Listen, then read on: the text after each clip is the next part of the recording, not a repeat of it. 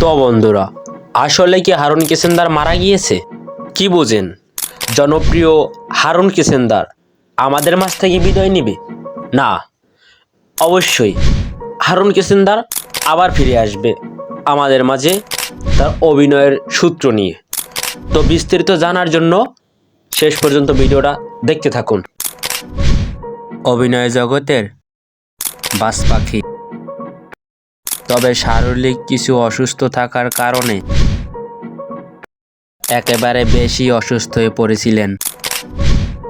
কিছু সোশ্যাল মিডিয়ায় দেখলাম তার মৃত্যুর ঘোষণা। এখানে তিনি বলেছিলেন, আমি খুবই অসুস্থ, আমার জন্য সবাই দোয়া করবেন। আমাকে অতি দ্রুত সুস্থ করে দেন। আমিন আমিন আমিন।